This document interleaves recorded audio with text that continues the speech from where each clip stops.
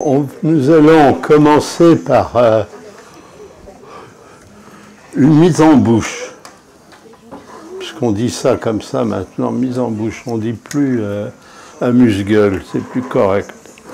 Donc on va dire une mise en bouche.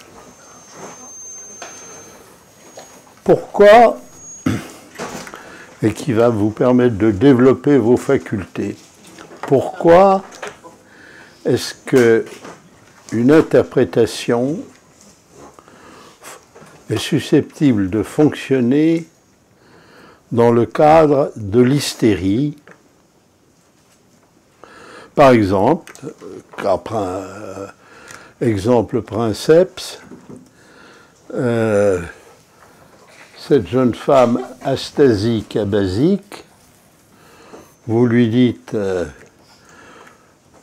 vous vous sentez sans soutien depuis la mort de votre père, et hop, elle ressuscite et repart allègrement sur le ring viennois. Alors, comment expliquons-nous? C'est très plaisant, c'est très magique, mais comment expliquons-nous cet effet? Pourquoi est-ce que ça marche? Enfin, c'est bien le cas de le dire.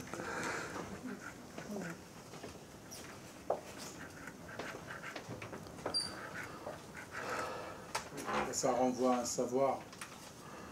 Ça renvoie à un savoir. Il y en a beaucoup d'autres, hein. Je peux lui donner une interprétation neuroscientifique.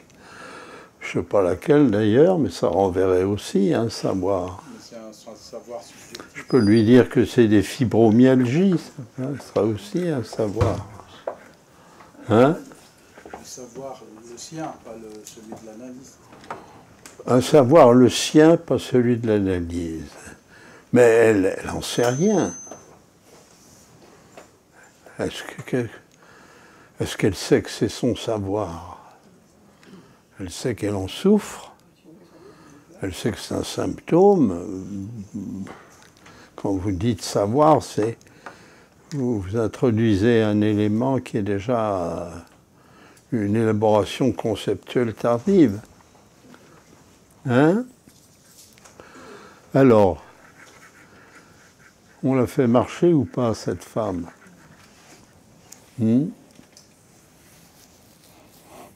Et pourtant, on est en train de prendre les briques et d'essayer de les assembler, les briques qui sont là au départ. Hein?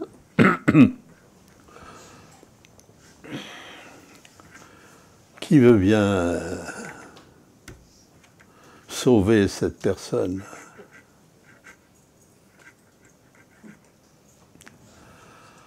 Non? On se réfère à Freud, on peut imaginer c'est une suggestion. C'est une suggestion. Une suspicion? Suggestion. Suggestion. C'est pas de l'ordre de l'hypnose, hein. Il lui dit pas lève-toi et marche. Il lui dit voilà, c'est vous ne tenez plus debout depuis que vous n'avez plus le soutien de votre papa. Hein? Alors, et justement, il ne lui a pas dit lève-toi et marche. Il a renoncé à Bernheim et à tout ça. Alors, moi, je dirais que peut-être parce que ça fait... il y a un déplacement, c'est qu'elle le dire, mais il y a un déplacement de ce qui l'empêchait de marcher vers celui qui lui dit quelque chose. Vers quoi? Vers... C'est vrai, vous avez raison, il y a un déplacement, mais vers quoi? Elle qui ne marche pas éprouve là un déplacement, mais vers quoi?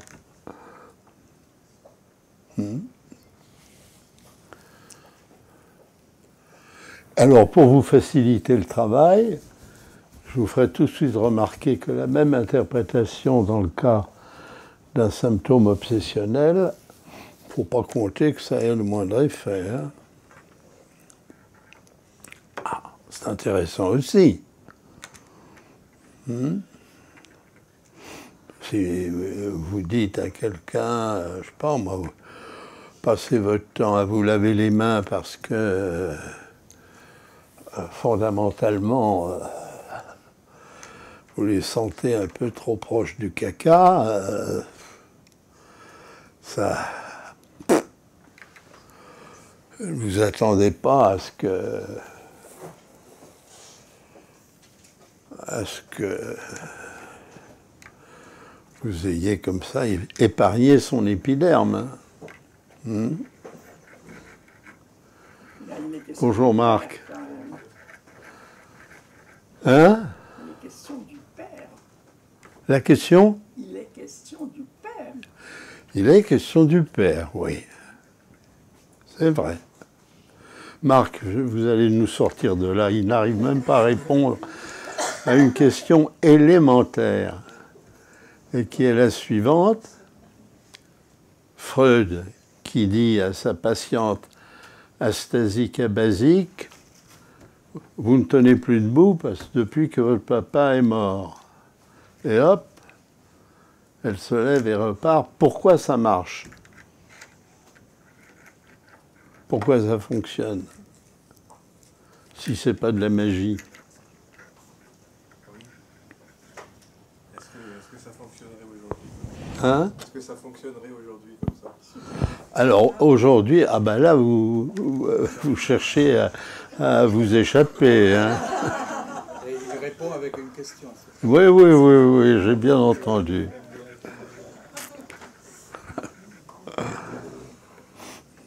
Bon, eh bien écoutez, hein,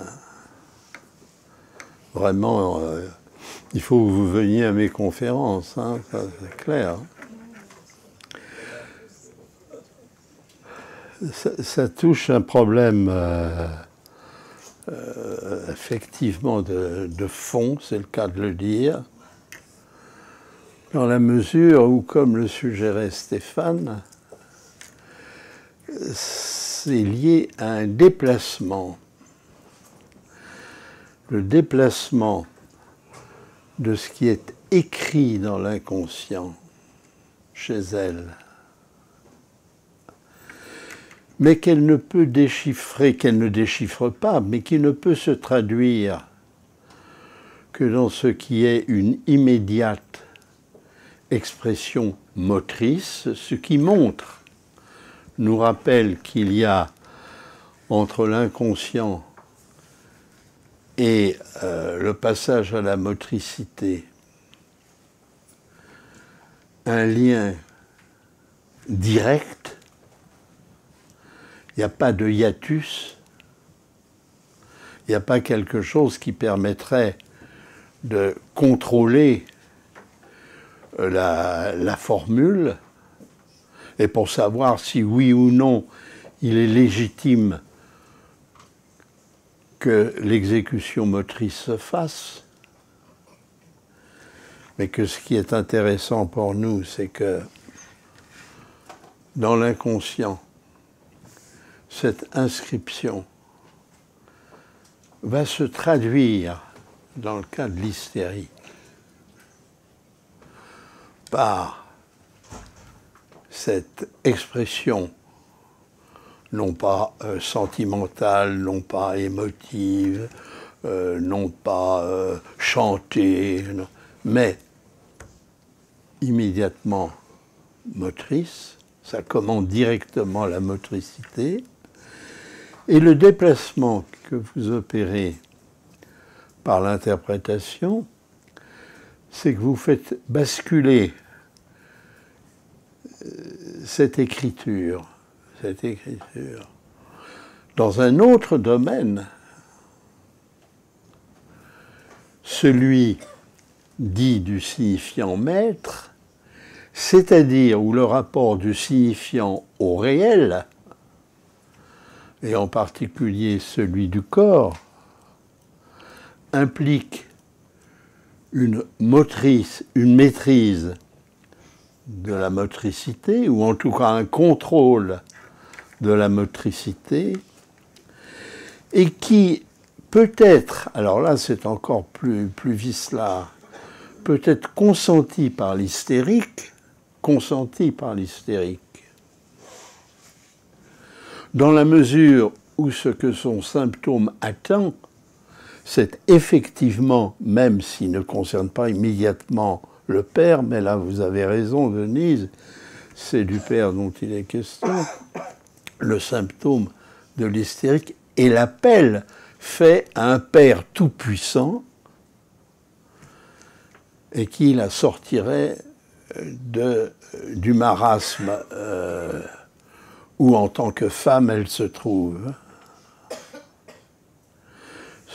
Donc, je dirais, c'est comme ça que je l'entends, que si ça marche, cette interprétation, et effectivement à ce moment-là, à l'époque de Freud, c'est bien parce que cette inscription change de registre, change d'espace, et se trouve, je dirais, validée, déchiffrée dans celui qui implique, dans la mesure où il s'agit du signifiant maître, et non plus de ce qui s'agite au niveau du S2, implique, je dirais, cette limite d'un réel qui comprend le corps, lui-même à partir de ce moment-là, soumis au registre du contrôle par le maître et par le père. Est-ce que ça vous va ce que je dis? C'est clair? Ou c'est... Non, ça ne vous va pas du tout? C'est d'autant plus clair que ça fait référence à une question que vous avez évoquée, mais qui n'a pas été tellement détaillée, qui est celle de la phonémation de la motricité. De la phonémation de la motricité. La phonémation de la motricité. Oui, on peut dire ça, oui. Et pourquoi ça ne marche pas, une interprétation tout aussi valide dans le cas d'un symptôme obsessionnel? Eh bien, vous avez la clé également dans ce préliminaire, c'est que le symptôme obsessionnel, s'il est sensible, je dirais, à une intervention directrice pour organiser sa motricité, il lui est sensible. Hein, lorsque l'homme aura décide dans la gare de Vienne, il ne sait pas s'il doit aller se rendre à Vienne chez son copain ou chez la postière qui est fourrée là où était son campement, il est là dans le doute bien connu. Eh bien, c'est si je me souviens bien, c'est un cheminot qui est sur le quai qui dit voilà, ça c'est le train qui part pour Vienne. C'est pour lui une indication, ça fait indication.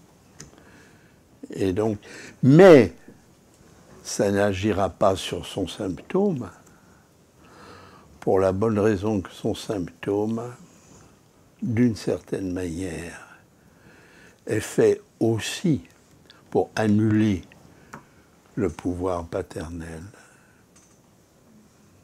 Et donc, vous pouvez y aller tant que vous voulez, ces déplacements d'inscription, et d'ailleurs, il n'y a qu'à voir les démêlés de Freud avec l'homme aura pour y être sensible, bien que ce genre de questions comme celle-là ne semble pas, comme vous le voyez, bien au point. Objection. 2 points. Allez-y. Je pensais au rôle de l'imaginaire. Attendez, excusez-moi, je vous ramène un micro, parce que sinon, objection. Dans la névrose, Hystérie. Reprends le micro, Marc, parce qu'on n'entend pas. Oui, donc je pensais au rôle de l'imaginaire, classiquement, dans la névrose hystérique. Vous semblez parler essentiellement du réel, du corps. Non, figurez-vous que j'essayais de faire valoir l'introduction du pouvoir du symbolique. Et justement de la symbolisation du corps.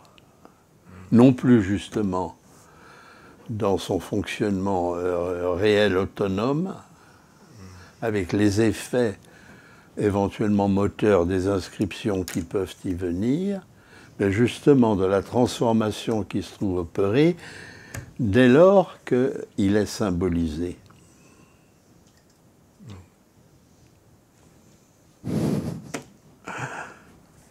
Réponse en tout cas à votre légitime objection. Bon. Alors, après cet amuse-bouche,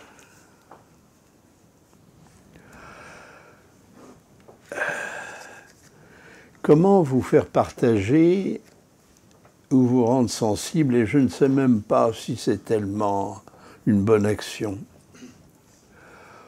au fait que lorsqu'en 1925, Freud s'intéresse à la psychologie des masses, pratiquement en même temps qu'il met au point l'instinct de mort. Ça...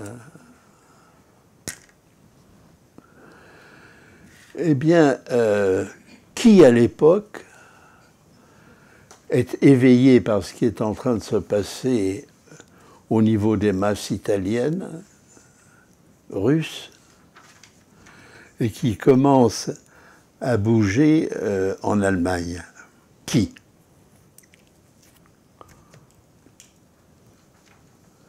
Allez, on peut y aller, personne. Bon, Gustave Le Bon a écrit là-dessus. Gustave Le Bon qui était un solide réactionnaire, hein, ce n'était pas un homme de progrès. Gustave Le Bon a écrit là-dessus. Mais qui s'en inquiète? Mussolini,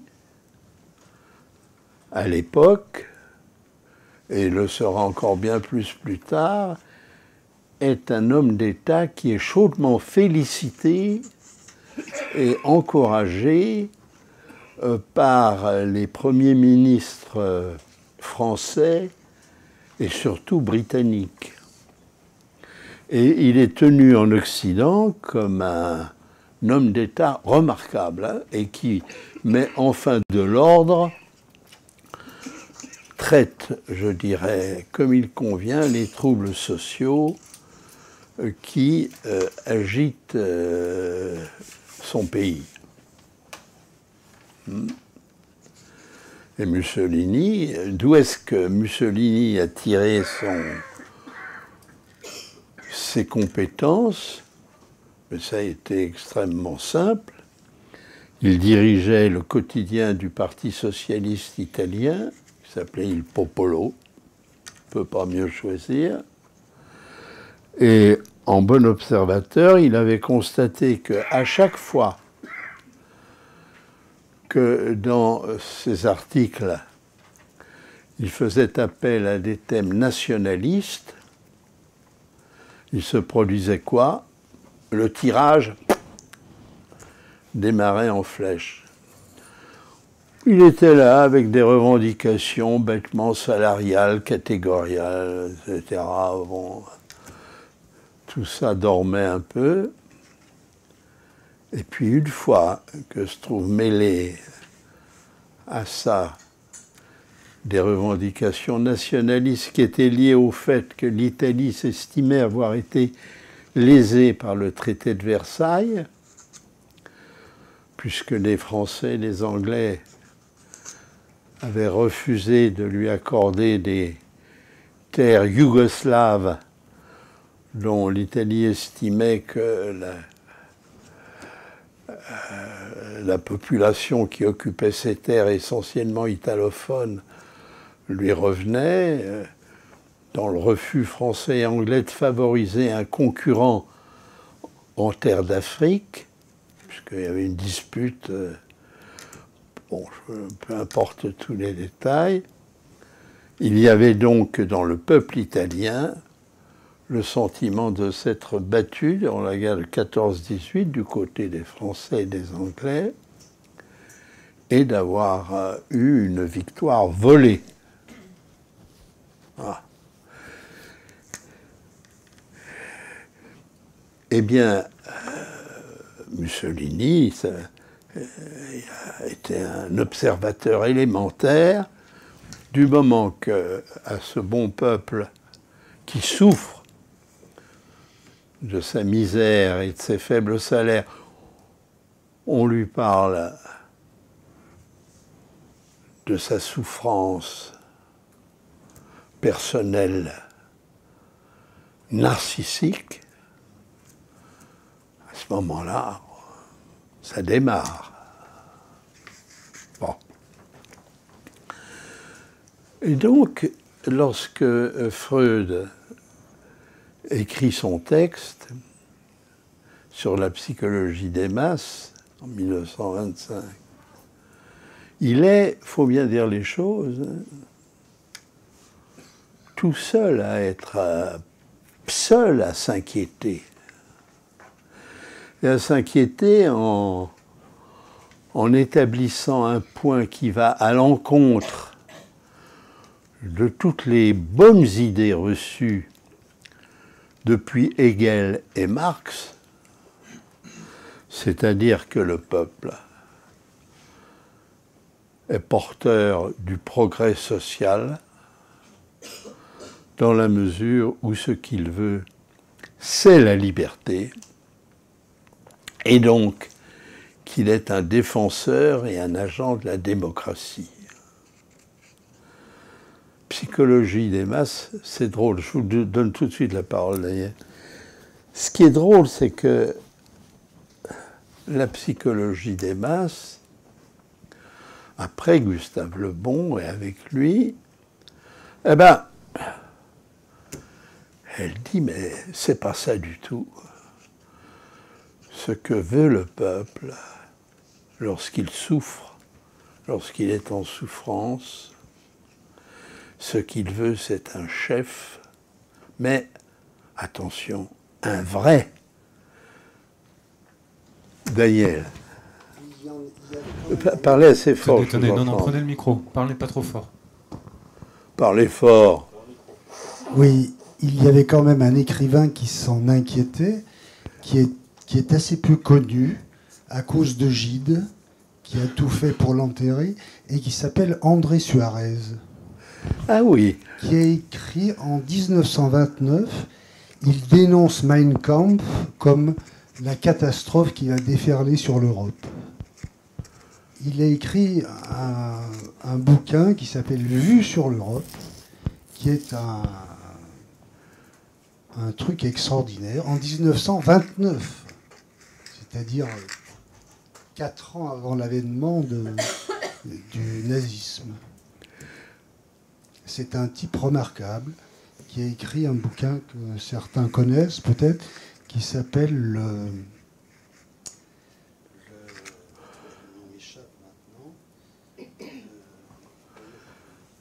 il crée un bouquin sur Sienne et la Toscane, c'est pour ça que ça va vous revenir. Ça va m'aider. Voilà, le voyage du condottiere. Et il a dénoncé en 1929 le... Eh bien, merci Daniel. Ça va sûrement figurer dans nos lectures, en tout cas les miennes, après ce que vous nous en dites. Il doit être dans ma bibliothèque et je dois dire que ma curiosité n'a pas été jusqu'à l'ouvrir. Bon, très bien. Bon, il y en a eu d'autres plus tard aussi. Mais en tout cas, je veux dire qu'à ce moment-là, en 1925, on trouve ça avec Mussolini. Il faudrait reprendre les articles de la presse française et anglaise de l'époque. Mais on applaudit. Voilà. Pourquoi je vous raconte ça? Je vous raconte ça parce que la question qui nous intéresse en archéologie, c'est donc de savoir qu'est-ce qui fait l'autorité et d'où vient l'autorité.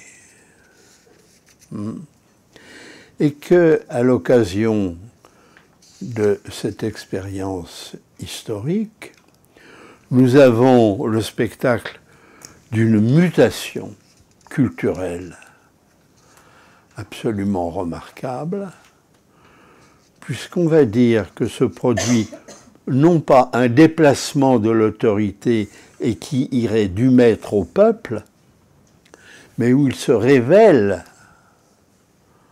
que l'autorité,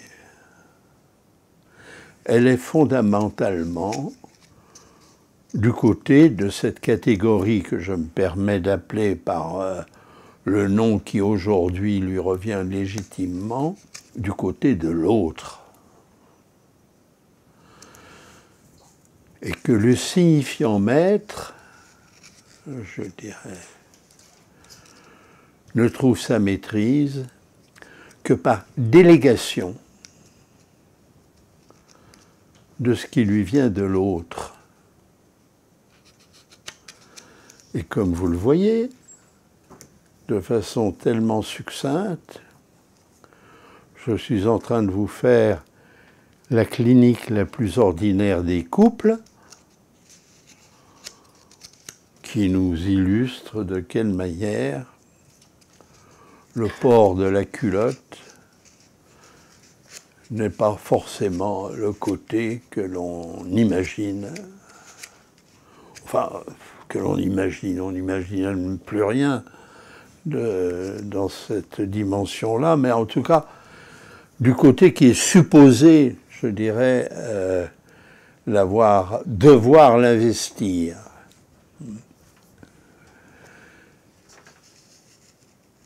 Et qu'il convient donc, je dirais, que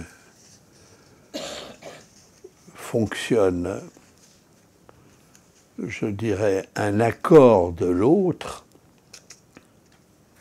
Un accord, c'est le cas de le dire, pour que le maître, en quelque sorte, puisse faire bonne figure et puisse paraître honorable. Et nous savons tous, évidemment, que... nous savons tous quoi, évidemment? Ben, nous savons que c'est comme ça. Ce qui est drôle, c'est que dire une vérité aussi plate, ça paraît presque brutal, hein? C'est pas bienséant.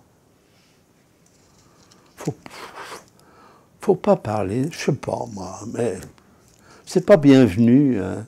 C'est pas correct. Il se trouve néanmoins qu'en archéologie, ça nous intéresse, ça nous concerne, hein, puisque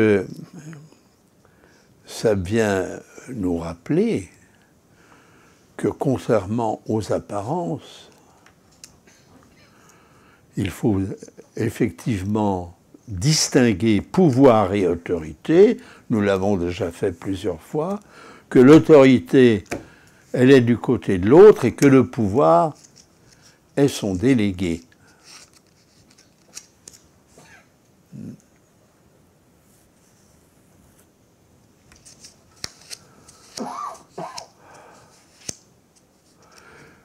C'est exactement ce qui a été la surprise de Freud quand il a découvert l'inconscient, puisqu'il a découvert que finalement, l'endroit où pour un citoyen apparemment honorable s'accommodait, il était commandé, ben c'était depuis cet endroit-là, et que cet endroit était animé par des forces, par des pulsions, par des courants, par des envies, par des désirs horribles et abominables. c'était dit textuellement dans un commentaire sur l'inconscient dans l'homme au rat, et où il dit comment il est horrifié par ce qui habite l'inconscient. Et que c'est là que ça commande, et que le type n'y peut rien. Le type ou la dame, d'ailleurs.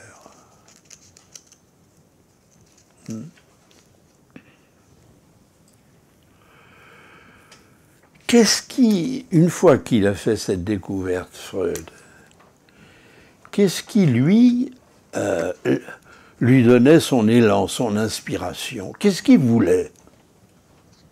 Pourquoi il ne restait pas tranquille chez lui le soir? Pourquoi est-ce qu'il restait à son bureau à travailler jusqu'à 3 heures du matin? Moi, j'ai une explication, mais elle est sûrement... Elle est un peu... Elle n'est pas gentille. C'est qu'il ne voulait pas rejoindre trop tôt le lit conjugal parce que Martha, elle en avait assez de ses grossesses. Alors il bossait. Bon, comme il n'y a personne pour confirmer ou infirmer. Mais en tout cas, il y a un argument en faveur de cela. C'est qu'il raconte dans une lettre à Fliss combien pour travailler, ainsi tard dans la nuit, il avait besoin d'avoir entre les lèvres un petit bout tiède et doux, c'est-à-dire son cigare, avoir entre les lèvres un petit bout tiède et doux pour pouvoir travailler. Et comme vous le savez, c'est là qu'il aura son cancer. Les choses sont bizarres quand même, hein? Ouais. Mais lui, une fois qu'il a fait cette découverte qui est quand même sensationnelle et qui renverse la table, et on a de bonnes raisons de la lui refuser, sa découverte, parce que quand même, tout le monde est attablé. Et c'est pas agréable quand on est attablé, surtout si c'est une table de maître, de voir quelqu'un qui vous dit pas du tout, vous êtes comme ça, des joueurs de pipeau, hein, c'est pas là que ça se décide, c'est dans les dessous, dans les bas-fonds, c'est là que ça commande. Mais qu'est-ce qui lui donnait cette force, justement, pour tenir les images là du savant héroïque ne conviennent pas, ne suffisent pas. Qu'est-ce qui le poussait? La volonté sûrement de se faire reconnaître comme un savant et un découvreur. Certain. Et pourquoi pas, hein? Est-ce que c'était le cas de Lacan? Laissons ça pour le moment de côté. On pourrait dire que Lacan, il a tout fait pour se faire jeter, mais enfin, laissons ça de côté. Se faire reconnaître, et ça va être son texte, un trouble de mémoire sur l'Acropole. C'est-à-dire maintenant qu'il est au sommet de la ville, qui est elle-même au sommet, si papa voyait ça, qu'est-ce qu'il dirait, hein? Parce que de contribuer à l'ouvrage destiné à célébrer Romain Rolland, c'est quand même être reconnu parmi les grands, parmi les autorités, parmi les guides spirituels. Donc sûrement. Mais être reconnu comme quoi? Être évidemment reconnu comme celui, je dirais, qui rejoint quand même la tradition médicale de toujours, celle qui remonte à Hippocrate, en montrant que le guérisseur, le symbole, je dirais, guérisseur par excellence, c'est le phallus. Si tu respectes le phallus, si tu respectes la nature, si tu respectes le désir, si tu ne te mêles pas trop d'intervenir chez ton malade, hein, faut pas contrarier la nature chez le malade, primum, machin truc, non nocere, non machin, ça ira. Et donc il reprend là, je dirais, la vieille tradition médicale, c'est-à-dire le pouvoir guérisseur de ce serpent.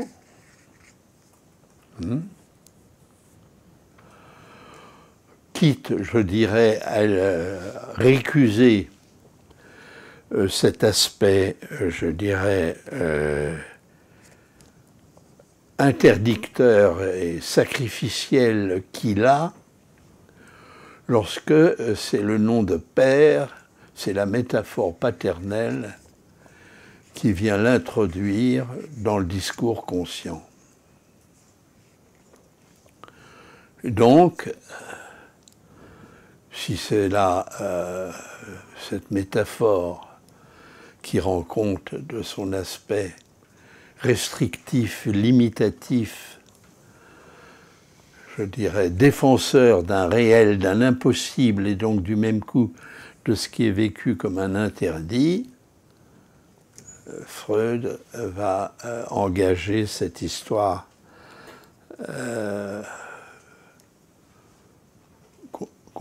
qui tourne autour de l'Oedipe et la nécessité donc de tuer le père pour pouvoir accomplir en adulte ses désirs.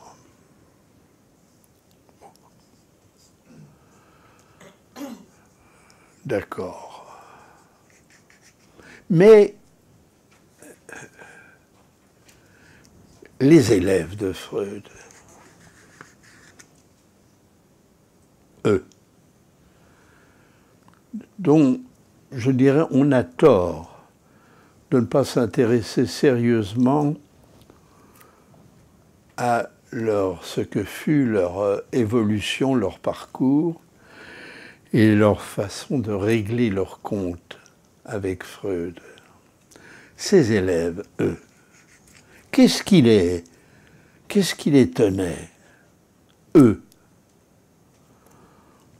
Et je pense qu'il ne serait pas illégitime que chez nous, on reprenne justement tout ce roman, parce que les lettres échangées et ces livres se lisent comme des romans, car il s'agit à chaque fois de passions transférentielles qui cherchent en quelque sorte à se résoudre, à s'épancher, à trouver une juste solution.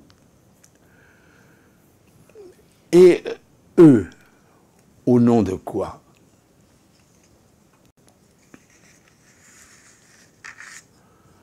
C'est important car il est clair que la question de ce qui est moteur pour les psychanalystes, de ce qui fait qu'éventuellement ils restent psychanalystes, ce qui n'est pas toujours le cas, ce qui c'est pas une vocation, je dirais, pour laquelle on est entré dans les ordres. On connaît beaucoup de gens qui ont été formés autour de Lacan et puis qui sont joyeusement dispersés, soit dans des positions délibérément hostiles, soit dans des activités annexes parallèles, comme par exemple l'hypnose ou l'aptonomie. Vous connaissez l'aptonomie? Hein? C'est sympa l'aptonomie. Vous savez en quoi ça consiste? Hein? Quoi? Parler aux enfants dans le ventre de la mère. Qu'est-ce qu'il dit, René? Moi, j'entends rien. Parler aux enfants dans le ventre de la mère. Un peu plus que parler, il faut y mettre la main. C'est surtout y mettre la main. Oui. Parce que c'est embêtant quand même, une technique l'humain, il a toujours envie d'y mettre la main, ça le définit, ça. Bon, peu importe. Ce que... bon, enfin, moi, j'ai vu, je ne suis pas le seul ici, Christiane l'a vu comme moi, des gens très bien formés, sympathiques,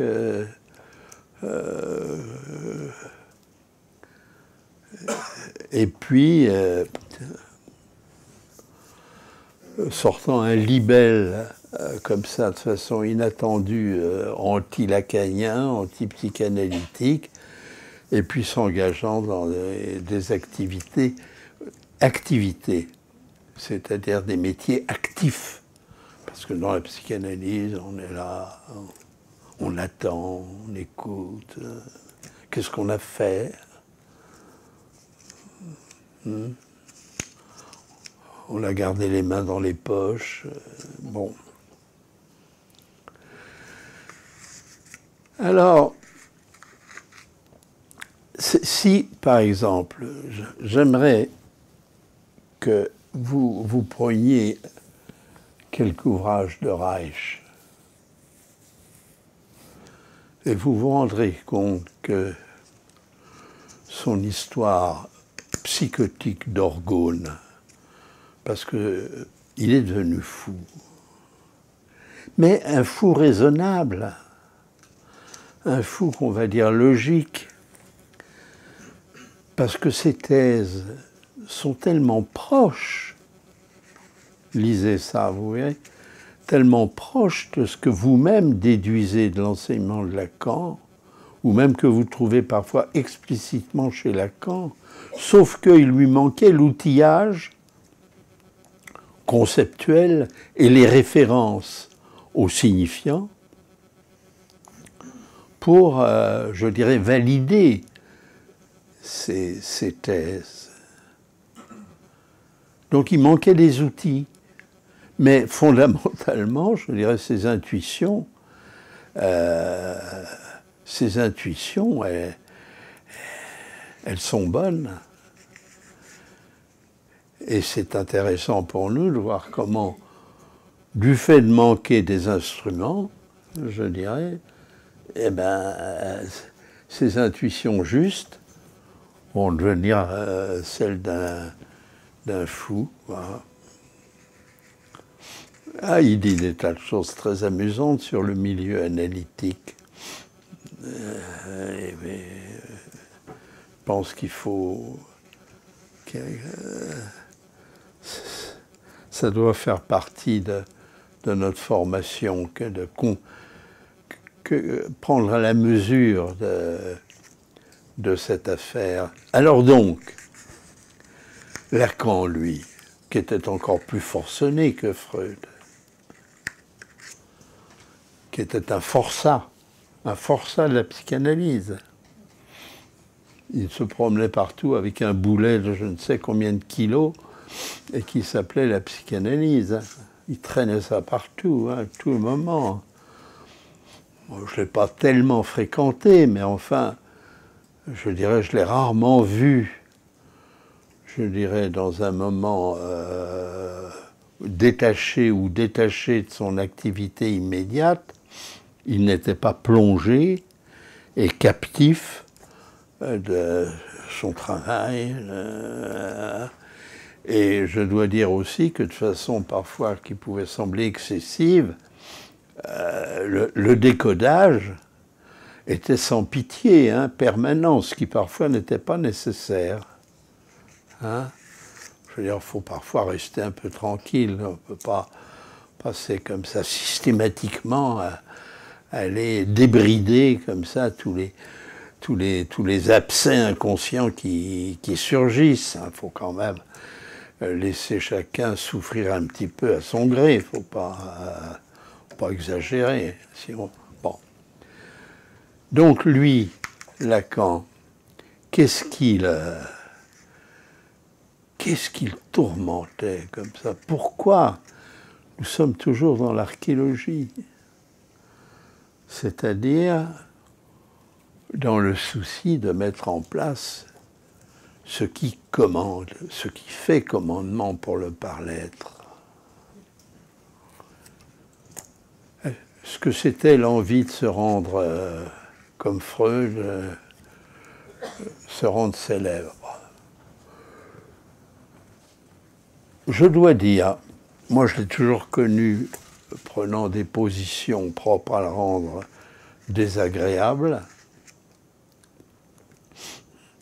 Je me souviens d'une conférence qu'il avait donnée dans un organisme qui était puissant à l'époque, qui s'appelait le Collège de médecine, et où les profs de médecine avaient organisé une espèce de forum où, et c'était un honneur insigne, c'était Génie Aubry qui lui avait valu cette invitation extrêmement honorable pour venir parler devant donc un collège, le collège des professeurs de médecine. C'était, je ne sais plus où, à la Pitié. Et il a réussi à provoquer chez ces, je ne dirais pas ces braves gens, parce qu'ils ne sont pas braves, mais je dirais, il a réussi à provoquer dans l'auditoire une véritable bronca. Je veux dire, ce qui est clair, s'ils avaient eu des œufs ou des tomates,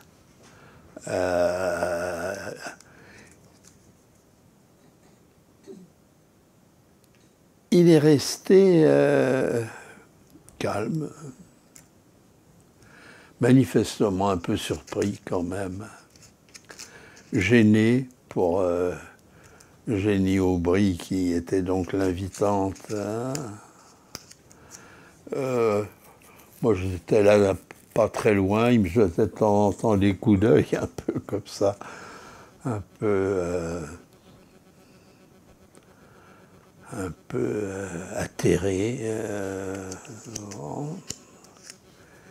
Mais on ne peut pas dire qu'il soit venu devant cet auditoire pour recevoir le titre de professeur associé, hein, comme Freud le fut à Vienne. Ça ne veut pas dire qu'il fallait faire des concessions. Mais en tout cas, manifestement, c'était pas... Est-ce qu'il a cherché à se faire jeter? Je dirais pas ça non plus. Je sais pas. Mais on va... En tout cas, le résultat, c'était celui-là, et je l'ai évidemment pas mal entendu devant des auditoires divers et d'été, y compris en Belgique, à Louvain ou en Italie. Jamais la moindre complaisance, ni la moindre, ce qu'il faut bien appeler par son nom, putasserie séductrice. Jamais. Alors on se demandait, mais alors à qui parle-t-il? Que cherche-t-il à éveiller dans son auditoire, hein? Moi, par exemple, je vous parle là, je cherche plutôt votre complicité, votre adhésion. C'était pas son style. Il cherchait ni la complicité ni l'adhésion. Est-ce que son approche était donc scientifique? Oui. Elle était rigoureuse. C'est une démarche scientifique qui ne faisait donc pas appel à ce qui fait dire aux braves aux gens en sortant « ça m'a parlé ». Oh, ça m'a parlé ce qu'il a dit. Je ne cherchais pas ça. Non, il parlait en scientifique. Mais il est bien évident que la scientificité qu'il invoquait, et entre autres la topologie, n'était aucunement familière ni compréhensible à son auditoire.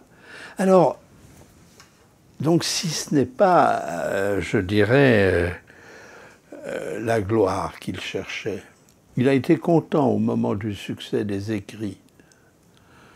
Et il a même pensé que qu'enfin il était populaire. Il a pensé ça.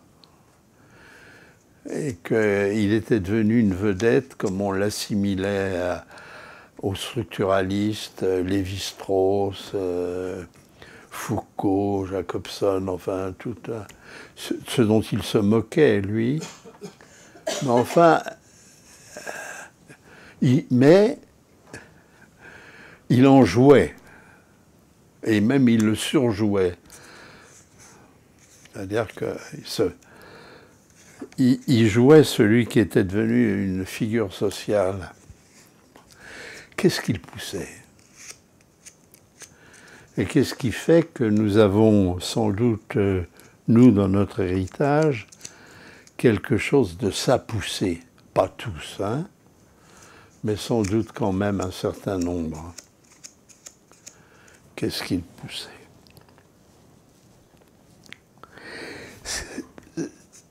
Le dire va être extrêmement plat et cependant,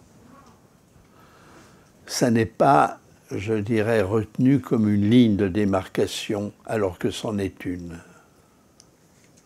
Ce qu'il poussait, c'est que, avec la découverte du rôle décisif du signifiant dans les déterminations les plus essentielles du par-l'être, lui, Lacan, avait mis la main avec Freud et après Freud sur les déterminations essentielles qui commandent notre conduite, nos échecs, nos réussites et nos malheurs.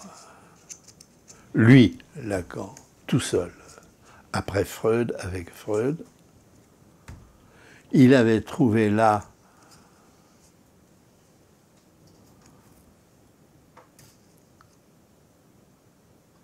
le système qui pour nous fait autorité et qui nous détermine du début jusqu'à la fin, et y compris après notre mort, c'est-à-dire avec la réputation que nous laisserons. Il était le seul, il était le premier, après Freud, et, chose tellement étonnante, vous voyez bien qu'une fois que je l'ai dit, ce n'est pas une révélation, hein. Tout le monde le sait. Et cependant, quand on demande qu'est-ce que c'est qu'être lacanien, c'est quoi le lacanisme, et moi je ne suis pas lacanien, mais qu'est-ce que tu veux dire quand tu n'es pas lacanien? Et si tu es lacanien, qu'est-ce que tu veux dire par là? Et, je dirais que le trait caractéristique spécifique, il est tellement évident et tellement élémentaire. Il avait trouvé là quelque chose qui évidemment a été refusé par la communauté dite intellectuelle et par la communauté scientifique et par ses propres élèves.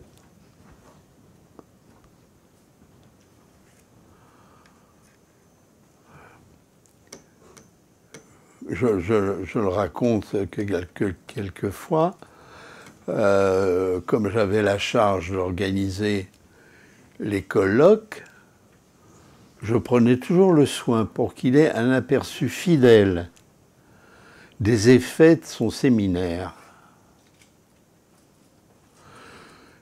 d'inviter à parler au colloque de l'école freudienne. Il y en avait 2 par an, pas plus. Nous, on est des artistes qui nous produisons sur scène tout le temps. Mais là, il y en avait 2 par an. Eh bien, d'abord, je vous assure que nos braves collègues, ils cherchaient plutôt à se faufiler pour éviter le risque, non pas de paraître, mais de comparaître. Ce qui fait que ce n'était pas commode de trouver des gens qui accepteraient de présenter un travail. Et ensuite, cette présentation témoignait clairement à Lacan que son séminaire ne veut pas dire qu'il n'était pas suivi, il y avait foule. Mais entre la foule et puis ce qu'elle en retenait, et puis ce qu'elle en faisait, il y avait un hiatus considérable. Alors, est-ce que cette manifestation de résistance tenait au sujet traité, et pourquoi pas?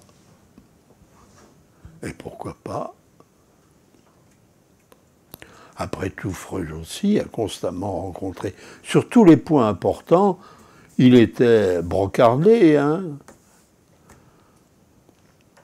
Vous vous rendez compte, la sexualité infantile. Je vais terminer là-dessus, parce que je vais avoir un taxi.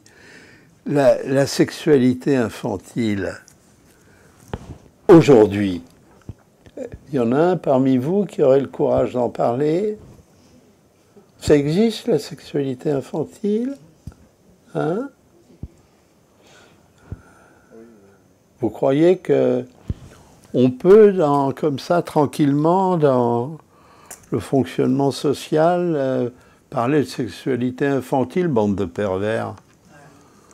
Non, mais tout de même. Hein? Il y en a parmi vous? Marika, faites attention, hein? Soyez prudente. Hein? On ne voudrait pas vous porter des oranges en prison. Hein? Et c'est aujourd'hui, mais imaginez ce que c'était en 1900, parler de la sexualité infantile. Nous sommes à un siècle plus tard. Chapeau.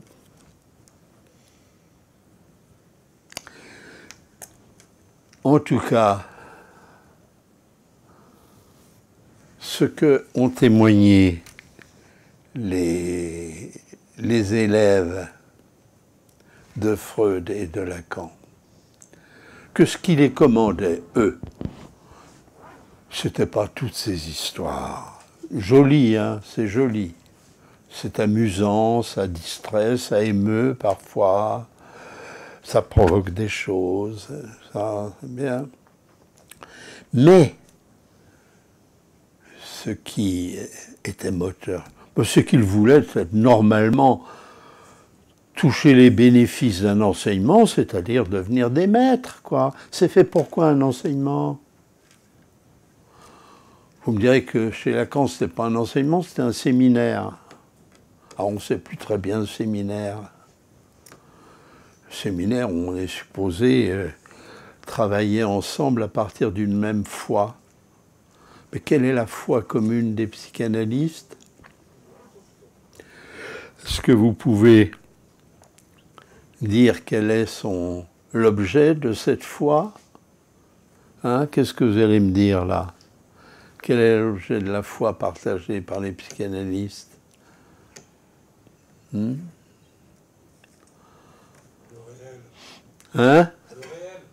Le réel. Le réel. C'est pas idiot. Julien, les remarques qu'il fait, c'est jamais... Quoi? Moi, je fais l'intermédiaire, surtout, porte-parole. Porte-parole. Non, mais l'enseignement de Lacan, à un moment, il dit c'est pour préserver la position d'analysant. D'accord. C'est qu'il voulait rester analysant. D'accord. Sa position d'analysant. Oui. D'accord. Bon, mais c'est pas suffisant pour nourrir une foi, ça. Préserver sa position d'analysant. Hein? Oui. Faut quelque chose de plus costaud. Pour les autres. Hein? Pour les autres, oui, je suis d'accord. D'accord.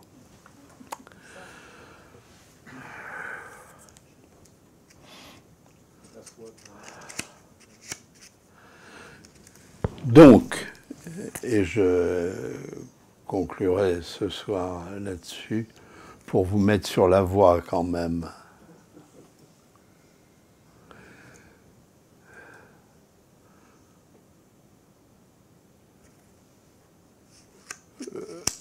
Ce qui fait le moteur universel, le premier moteur immobile d'Aristote, c'est effectivement celui que Freud a repris, c'est-à-dire le phallus. Et la réaction des élèves de Lacan et de Freud montre bien que ils sont fidèles à la simplicité et à l'honnêteté de cette référence. Un enseignement, c'est fait pour devenir un maître. Et s'il y a quelqu'un qui vous en empêche ou qui vous fait de l'ombre, ça va bien. Ça va bien un temps de formation, et puis après, basta. Hein.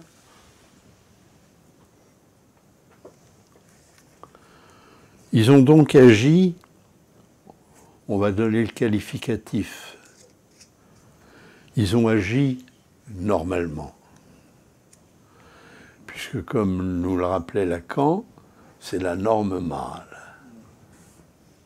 Il se trouve, et vous allez voir combien ma chute là vous est favorable, que Lacan est celui qui a montré que cette instance phallique était un artefact, c'est-à-dire un produit de l'art.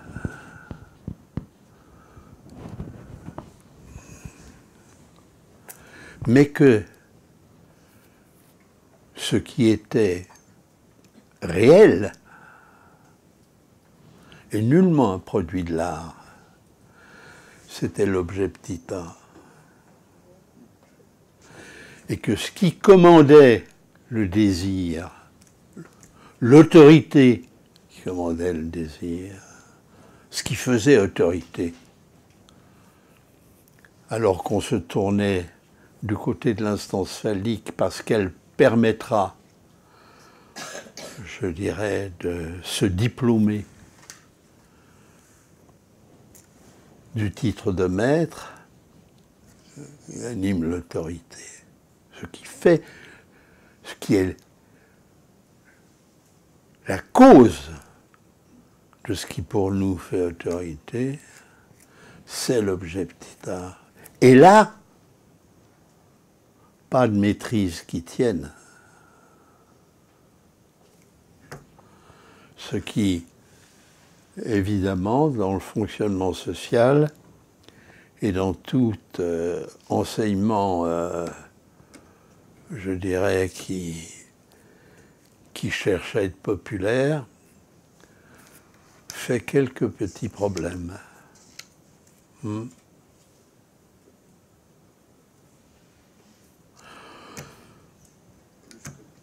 Voilà pour ce soir. Le temps de une question. J'ai une question. Julien. Alors, vous avez très habilement fait le lien entre ce qui fait autorité chez le sujet. Alors, je disais, vous avez fait très habilement ce qui fait autorité chez le sujet et dans le collectif. Et moi, ma question est un peu par rapport à maintenant, parce que vous avez fait référence à Mussolini et ce qui faisait autorité.